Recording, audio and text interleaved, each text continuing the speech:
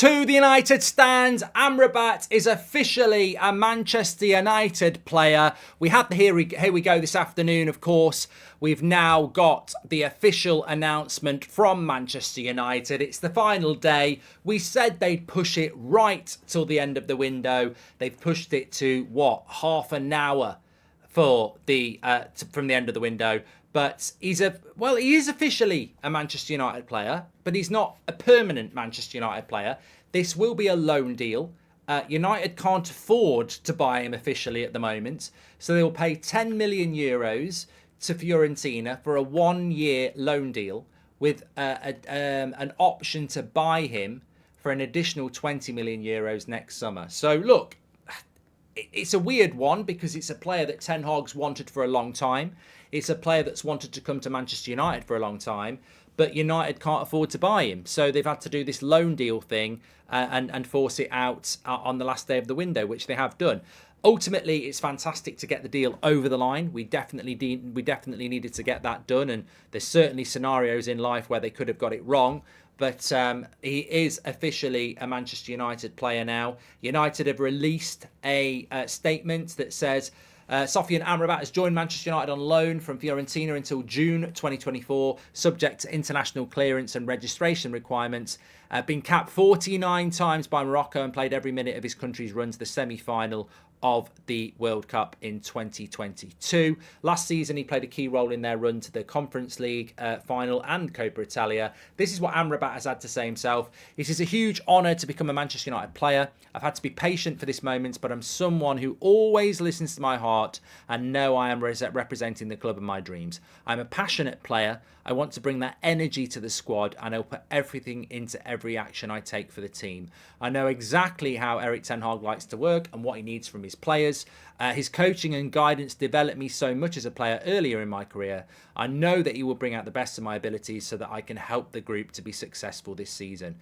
And then John Murta has said, we've tracked Sofyan for a long time. We finally located him in Fiorentina.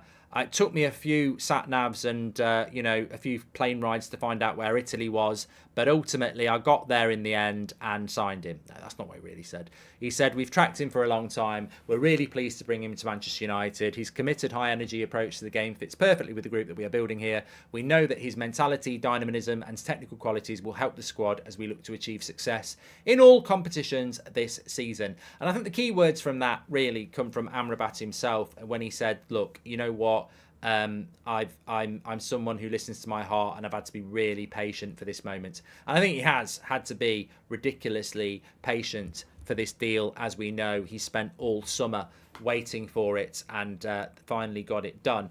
I think when we talk about Amrabat, we need to talk about the type of player he is. Not everybody will have seen him that much. Some people might not have seen him at all. Some people might have seen him playing the World Cup. Some people might have seen him play a lot more. But I think with regards to Amrabat, what he brings to the team in contrast to anything else that we've got, and I cannot stand people who say, does this player remind you of that player, etc.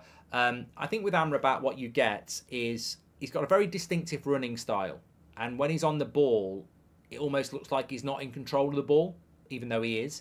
So visually, you'll need to get in tune with that. He's quite unorthodox compared to what we have in relation to what he's like on the ball. It sometimes looks like he's not in control of the ball. But the flip side of that coin is he is in control of the ball. It's just how he looks, a bit like the way Pogba used to run. He's number one in Serie A last season for accurate balls from the middle of the pitch into the final third. He's ridiculously energetic. He will get a lot of yellow cards. He's, sometimes mistimes his tackles, but puts tackles in. That's why he gets a lot of yellow cards. He's pretty good at carrying the ball. So if there's space in front, if there's 10 yards of space in front of him, he'll run into it. He can transition the ball if the space isn't there. And he's got high energy. So, look, the big thing with Amrabat is that he ticks all the boxes we need. I think when you buy Mason Mount, you know he's a number 10. When you buy Eriksen, you know he's a number 10. When you try and play Bruno at number 8, you know he's a number 10. When you buy Amrabat, you actually do buy a player that is probably more defensive than he is attacking, and we need that. He's not got a great record at scoring goals and creating goals, whereas Eriksen, Mount and Bruno, They're more about creating goals and scoring goals. So we've bought the right profile of midfielder in here. And in defence of Scott McTominay, I think everybody would agree with in relation to McTominay that he actually is probably an attacking midfielder. His better games for Scotland and Man United have been breaking into the box and scoring goals. So with Amrabat, we've actually got somebody that can play deeper. Fred couldn't really do it as well. So it's the right profile of midfielder. Great until the African Cup of Nations starts, says Not Now Dave. Well, yeah. Back line of Delone, Martinez, Bay and Wan-Bissaka with Casemiro and Amrabat in the midfield is going to be decent, to be fair. So Stewart, don't know what he's talking about. But it's official. He has signed for Manchester United. It is a loan deal. Man United could not afford to do the deal. Can he play on Sunday, says Jay? My understanding is that no, he can't. And that he can't play on Sunday because he's not been signed in time for the deadline for the Premier League, because the Premier League obviously has already had a game tonight. But more importantly, I don't think he would be match fit to play on Sunday anyway, considering he's not played any football for Fiorentina, even in pre-season. Taxi for Luckhurst, says Lee. Well, I think Luckhurst needs to do a story on the Prats who told him a load of shit, really, doesn't he?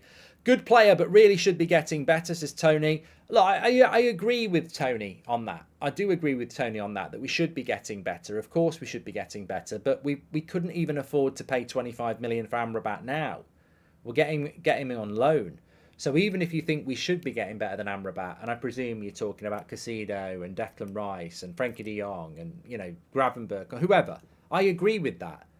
But whilst I agree with that, we've got to live in the real world of what we are. We haven't got any money to get better than that. So we go with what we've got, don't we? Yeah, 100%. Make sure you smash a like on the video, by the way, because it is official now. It is done. It's going to be our last deal of the transfer window, by the way. We've only got 23 minutes left of this transfer window. English journalists in the mud, says Lils. I mean, it's a very separate conversation, but I have to say, because I and we cover these stories day in, day out, every single day, you've got to put respect where it's due. The Italian mafia, the Italian journalist mafia, has ran the show this summer. Whether it's Padula, Fabrizio or Di Marzio, they've absolutely bossed it. And even I would say that, the Italian press can be a little bit wrong when it comes to stuff. But this summer they've been absolutely brilliant. It's almost been like the summer that we got Pogba, Mkhitaryan and Zlatan. Di Marzio. It's been incredible, and I think that's bothered the UK press because they just haven't had the access that the Italian press has had. But obviously they've had really good access because Atalanta for Højlund, Inter for Onana, and now Fiorentina. I don't think the Italian press would have been ahead of the game if the players hadn't been bought from there, if you know what I mean. But they've done great. This is all just smoke and mirrors, says JP. The club is still infected with the Glazers from the inside out. Oh, 100%. 100%. What broad brand are you with, says Unleashed and Virgin. And how many pints have you had, Mark? I've had 5. I've had none, says Joseph. Thank you. How do you rate our transfer window 1 to 10 and why, says Hassan? I would rate Manchester United's transfer window as a 3. I don't think it's been a very good transfer window. I think the fact that you're having to loan a player you should be buying is unacceptable. I think rejecting £30 million for Scott McTominay is unacceptable. Not selling Harry Maguire is unacceptable. 60 million from those two would have got us another midfielder and another centre-back, which would have been progress. And also, I think some of the business we've done was very late. I think the order of some of the business we did was very late. I think our pre-season was very poor. So I think all in all, it's been a bad transfer window, which I'm glad to see the back of. But at least once it's over tonight, we go with what we've got and we can focus on the football. Because I don't think it's been a great summer for United. I think there's been some great moments. Very happy with Onana, very happy with Rasmus, very happy with Amrabat. But it's the timings of these deals that have obviously damaged it. The spine gets screwed when AFCON comes along. New keeper and midfielder gone, says Ian. Lloyd, welcome to the members club. Thank you very much. The Cucurella thing as well. That was another bloody embarrassment. So there's been a lot. The Greenwood stuff as well. There's been a lot of mistakes and unacceptable mistakes, I think, in many ways. Alvaro Fernandez is very close to completing his season-long loan to Granada in the final minutes of the window as well. That's coming in as well. What else have we got going on? We've got Mason Greenwood. Apparently he's going to go to Getafe. That's pretty much done. He'll be going on a season-long loan as well. Eric Bailly and Donny van der Beek are still Manchester United players. We've not heard anything about that. What I would say about that is that although most European leagues and the Premier League transfer window closes in 19 minutes, the Turkish league and the Saudi Arabian league does stay open for another week or so. So Donny van der Beek has been linked to Turkey, and also so has Bailly has been linked to Saudi Arabia. So those they probably still do leave, but maybe they don't leave tonight. We'll keep up to date with that. But as I said, Amrabat is a Manchester United player, and he is a Manchester United player who will be joining on loan. I suppose the only negative thing about the loan deal is that if Amrabat has a first season like Anthony, there might be people in the fan base who say send him back. It's not worth it, especially if we get bought. So Fabrizio's just said that Van der Beek won't be going today, so maybe it's going to be Turkey in the future. But yeah, I think that the only concern about the loan deal is that if he doesn't have an amazing first season, then people might say let's send him back. Whereas I don't think, I'm not looking at Amrabat as a loan deal. I'm looking at Amrabat as a permanent deal. So it depends how you deal with it. And I think Ten Hag will look at it as a permanent deal as well. Gerardo left as well, yes. Eric says, not Mason Greenwood's fault that all the facts of his case have not been released. I hope he plays for Man United. Yeah, we're not talking. Eric, please, jog on. With all due respect, jog on. No one wants to talk about that anymore. The decision's been made. Many of us are happy with it. Some of us aren't happy with it. Let's move on. Games are won and lost in the midfield, and now we have two tenacious midfielders that can distribute the ball, says Pedro. Well, look, on the case of Amrabat, I feel a lot more comfortable knowing that if we do go to Anfield or we do go to the Emirates, well, we can't do it at the Emirates, but next time we go to Anfield, I feel a lot more comfortable that we can play Casemiro and Amrabat rather than Casemiro and Mount, or Casemiro and Eriksen, or Casemiro and McTominay. I think we can, whether Ten Hag will do it or not, I think that we have the potential now to set up the midfield correctly in games like that, which I think is going to be really, really important. Fabrizio said it's going to be a signing for the long term, says Hinata. And yeah, look, I don't think we'll send Amrabat back. I think he is a player for the long term. But what I'm saying is, if he wasn't that great for us, I think you'd get a lot of fans saying we should send him back. And we know what fan opinion can be like. So I'd rather it was permanent, but it will be permanent. It's just a financial thing that we can't afford to do it at the moment. What's Amrabat's injury record like, Mark? I'll be ignorant here and say I haven't ever looked at it. So you know, I feel bad about that. It's something I always look at. And I've always criticised the club for not looking at things like Bailly and not having 3 separate injuries in the season before we bought. Oh, my shite. It's a big one. No, it's not too bad.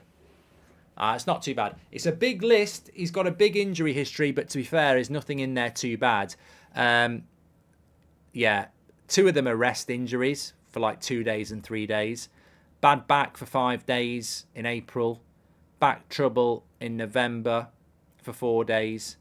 Flu, another back injury, muscular. Nah, there's nothing major in there. If anything, looks like he gets a bit of back pain, but no, there's nothing to be worried. It's a bit like me, says Terp. No, there's nothing major to be worried about there. Which position of our team do you think will get upgraded next, says Half? Well, I think it's a good question, and I think that Ten Hag really did want to upgrade the midfield more, remove McTominay and get another midfielder. So I still think that is an area that he would like to look at. But whether McTominay will ever go now, I don't know. It's hard to get rid. I mean, how do you get rid of a player that says no to Fulham and West Ham when he's not good enough to play for anybody better than Fulham and West Ham? It's really difficult to get rid of a player that thinks they're better than they are. He wanted to get rid of Maguire and bring a centre-back in, but Maguire said no to West Ham as well. So again, who does Maguire think he's good enough for? Like, nobody else bid for a player that was available for 30 million quid. So I think Ten Hag would like a centre-back and a midfielder, but he can't get rid of the people he's trying to get out to replace. The striker situation, I still think if we got Qatar, there might be an Osman or something like that, and that's no disrespect to Rasmus, but I think all teams need 2 really good strikers, and I think Martial would be moved on, but I think none of these deals are going to happen until we get new owners now. Tom Grant has said, has anyone noticed that whenever we sign someone, John Murtagh has his name all over it and not Ten Hag? Yeah, I've noticed that, Tom. I've noticed that. As soon as we sign someone, it's the John Murtagh show. It's the John Murtagh PR show. But the thing is, John Murtagh can do that as much as he likes. We also know that he's responsible for every bloody fuck up as well. Mad Mo says, Mark, if someone's going to the UK for the first time, what is the best place to visit and go on vacation in England? All the love from Canada. If you've got a pen and paper, Mad, I would say the top 3 places, if it's your first time to come to England, Stoke, Scarborough, and Luton. Luton. You won't regret it. No, I'm only joking. Don't go there. Milton Keynes, yeah. No, if you're coming to England for the first time, I would say definitely you can't go wrong with London. I'm biased, and I'd say Manchester. And I really like York as well. York's a lovely place. But there's loads of places in England. But I'd probably start with London, if I'm being honest. There's a lot to do in London. You forgot Grimsby, says Andy. Everyone forgets Grimsby. Maguire spoilt what would have been a good window, says Lloyd. And thank you very much for that super chat there. 22,000 watching. Absolute legends in the chat. We've got 13 minutes of the window left. Amrabat is now official. Make sure you smash a like on video. Let's wait and see what else. Donny's not going to leave Manchester United tonight. That's just coming from Fabrizio. So we're waiting to get this Getafe deal for Mason Greenwood on loan. I mean, I don't really have a lot to say on Mason Greenwood going to Getafe. I nearly said, surely he won't be anywhere near fit to play for them for quite a while. But ultimately, get him out of Manchester United. I think that's got to happen, hasn't it? Has to. Absolutely has to. In relation to registration for Sunday, Bayinda the goalkeeper, Reguilon the left back, and Johnny Evans have all been registered in time to be included for Manchester United when they play Arsenal. What are you going to do after the transfer window closes, Mark? Well, I'm going to be back at 10 o'clock tomorrow morning, mate. But I may well just have I may well just put a film on and have a congratulatory drink, even if it's just for us, the community, because I don't think it's been the best transfer window. I really don't. I think this has probably been one of the most disappointing transfer windows we've had, and it's individual. It's an individual thing. But I'd love John Murtagh or Richard Arnold or the Glazers to be listening to me when I say this, because they can. I mean, I saw Jamie Jackson, who's a Guardian journalist, this afternoon say that within Man United they think they've actually had a successful transfer window. That's terrifying. That is absolutely terrifying. That is why we fail. The fact that these people who conduct these crap transfer windows think they had a good one tells you why we fail. If they think that's the standard for Manchester United, that's why we fail. If they think that transfer window is successful, that's why we fail. The reason I don't think it's a good transfer window, and there's many reasons, and I can get into the detail if you want, but the reason I don't think it's a good transfer window is because we finished third last year. Man City won the treble. We won the Carabao Cup. We were miles off them. We finished third. Ten Hag did really well in his first season. And this summer transfer window was an opportunity to show ambition and really push on to the next level. Man City have had a really good transfer window. We had a shit one. We've not built on the momentum of last season at all. It's been all over the place. We've not been able to sell. The biggest bloody PR spin they've had is financial fair play. I just think we've dropped the ball on what Ten Hag did last season. I think we had a real opportunity to build on last season and go hard, and we went home. And I still think we can have a good season, but we're not. Look, in a few words, I think we had the opportunity to go and challenge Arsenal and get close to Man City. I think we all know we're not going to challenge Man City or Arsenal this season. I think we're going to be fighting for fourth again, and I don't think that's progress. I'm happy the transfer window is nearly over because the smokescreen has stopped media outlets for talking about the sale more often, says John. Mark just got to Canada from New Jersey, and this is wonderful news to kick my weekend off. 8 hours of driving for some good news. I love it, says Amir. Well, I'm glad you've had a good journey, and I hope you enjoy your break. Getafe have put a tweet out. Let's have a look what they've said. I presume it's going to be in relation to Mason Greenwood.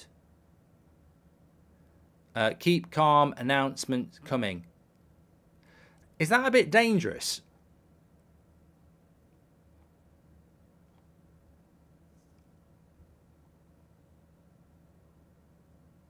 Oh, no, the replies. Oh, no, there is a few replies about the... There's a few replies with pictures of the assault. But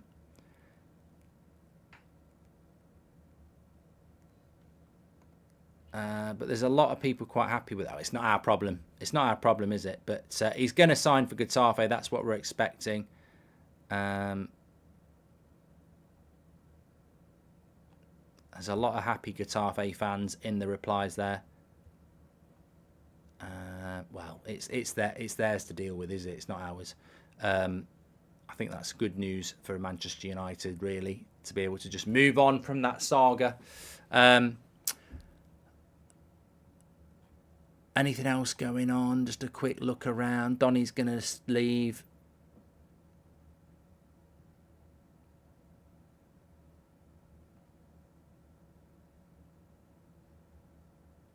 Reguilon's watching the Fabrizio Romano stream, apparently. This is what I mean about players. They do spend their time watching this sort of content. I'd rather have had Cucurella, mate. That's probably why he's not watching us. Liverpool have signed Gravenberch, of course.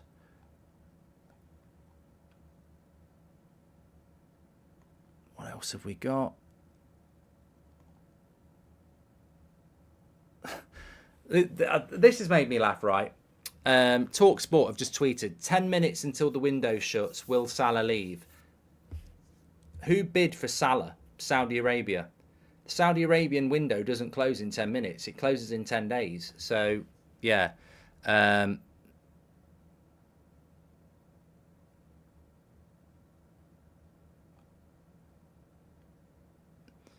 Taremi, I don't know what's happening with him, but United were never in for him. 7 days to go, sorry. 7 days to go.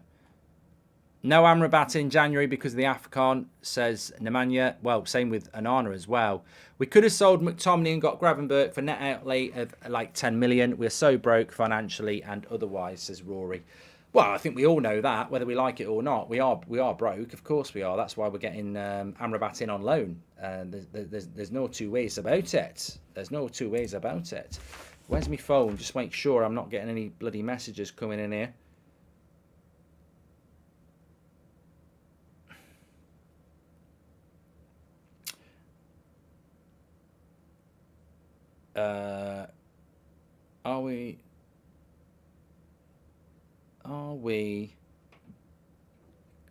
Are we going to get a statement from Man United about Mason Greenwood's loan? I don't know. I don't know. I don't work for Man United. It's not my job. I don't know. I don't know about that. I just think get him out of the club and move on, Or will we move on? That's the thing. Will we move on? I don't know.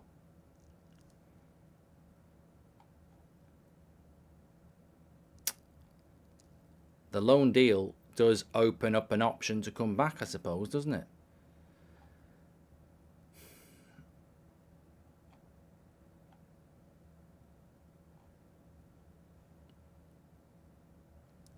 But I'm just having a quick look there to see if there's anything else going on in the world of football about, any exciting stuff going on in the world of football with regards to other deals. And I think it's been quite a quiet close to the window. I do sort of worry. I don't worry, but I do wonder about transfer deadline day now. Is it really what it used to be? Or is it mythical what it used to be? I mean, there's this perception that transfer deadline day used to be loads and loads and loads and loads of deals, but I think you get a few. I'd probably get 3 or 4, but what's your favourite flavor? Chunk says, what's your favourite flavour of crisps? Prawn cocktail, cheese and onion. It depends what they are. I love buffalo taters, not taters, hunky dories in Ireland. They're lovely.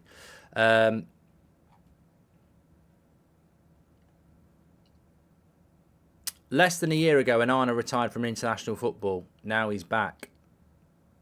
Do you think Salah will leave Liverpool, says Sultan? Well, I don't think Liverpool can sell him because I think that would be ridiculous for Liverpool to do it. Having said that, he could technically still be sold up until the 7th of September. Was there any news on Mbappe to Real Madrid, says Son? Well, he solved his problems, Mbappe, didn't he? So he's back playing for PSG now, so he'll go next summer, I presume. Getafe are going to get a load of hate, says Eben. I don't know. I don't know what it's like in Spain. I don't know. It's not our problem. I know that's really harsh, but it's not really our problem. United needed to get him out. They've got him out. Lazio were looking at it. Getafe have done it. It's up to them, innit? Let them crack on. Let them crack on. Number 11 shirt for Højlund.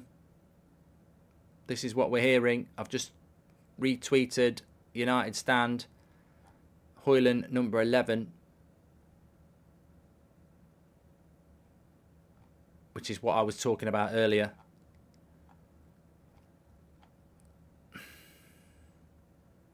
And here we go. Fabrizio Romano.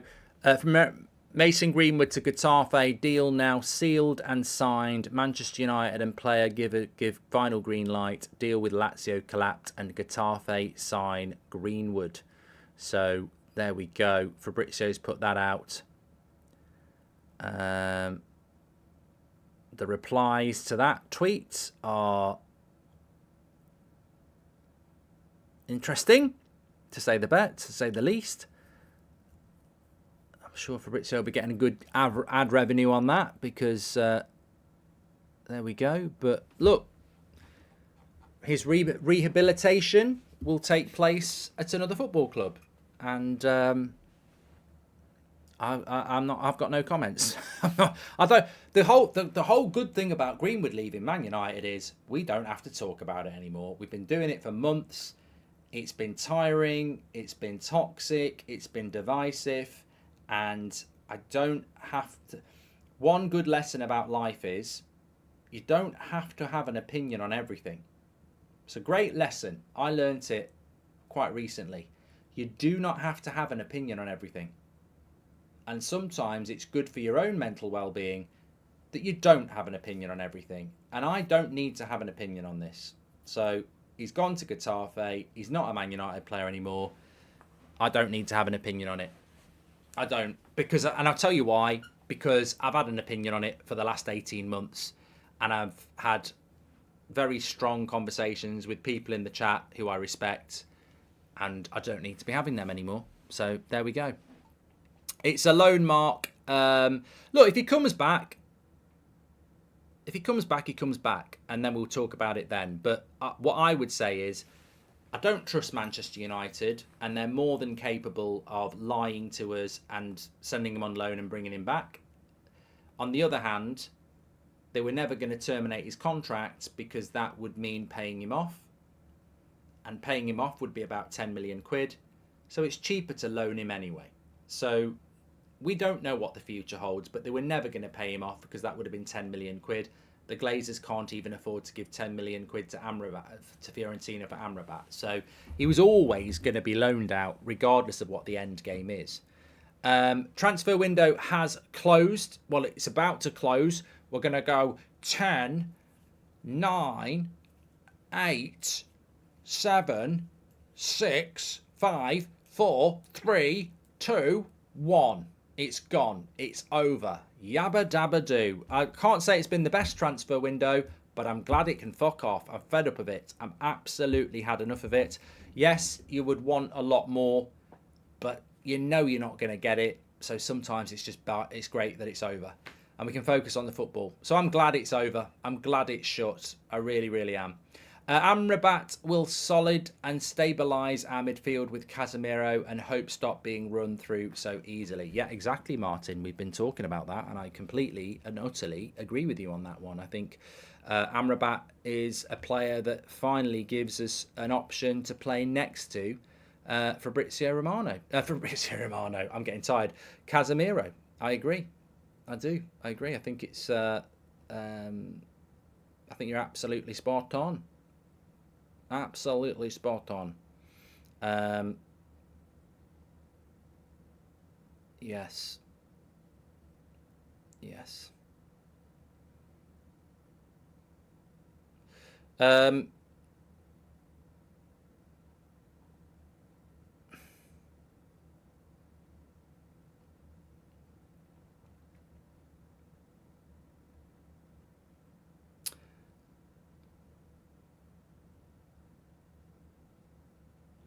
What's going on here? Just trying to see, because sometimes you do get a few things coming in a little bit late. Mason Greenwood has signed for Getafe. We know about that. They've just put a statement out on the Getafe website 3 minutes ago.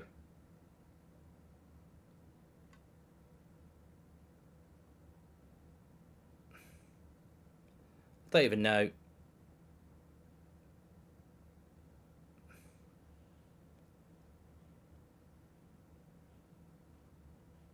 Bloody hell, some of the replies on there are quite, wow.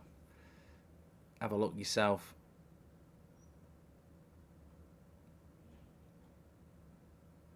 I think the interesting thing is, looking at a lot of these replies, they're coming in from, UK fans. So, well, look, it's done. They've signed the papers. Move on. We've got Amrabat. Move on. That's what it's all about at the end of the day. And we can move our attention towards football because we're a football club. I'm excited about Rasmus.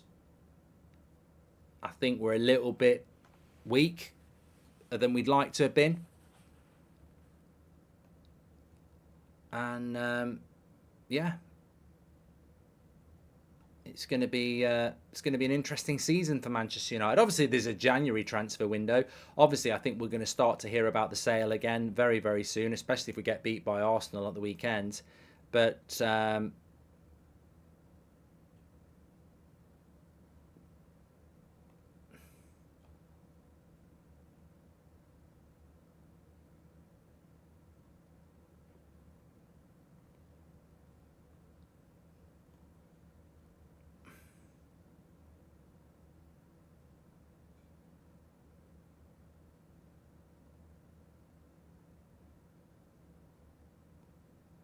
let's wait and see.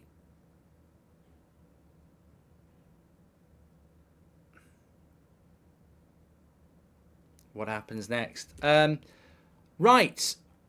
I was just in a different world there. I think I went into a panic. Any news on Hannibal? Also interesting to see if we keep Donny around with the midfield injuries in consideration, says Christian.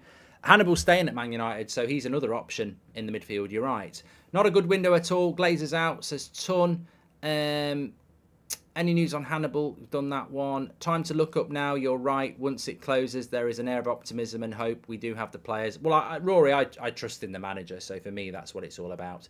Look, it's been a long, very, very long transfer window, of course. Very long transfer window. We're going to be back tomorrow. We're going to be building up to Arsenal. There's live football on That's Football watch-alongs tomorrow. Arsenal on Sunday. We go with what we've got. We back the manager. We've got some really exciting games to come up in the Champions League as well. We did get the Amrabat deal done. we don't need to talk about John Murtagh now for another 3 or 4 months. And if Qatar comes in, they might actually sack him, which would be great. So, yeah, there are positives to a negative, I suppose. But look, you've all been legends. You're absolutely fantastic. It's been a long, long transfer window. I'll be back with you at 10 o'clock tomorrow morning. Enjoy the day or evening or what you're going to do now. And we get back together for the real stuff, which is the football. That's what it's all about. Take care, everyone. Speak to you all in a bit.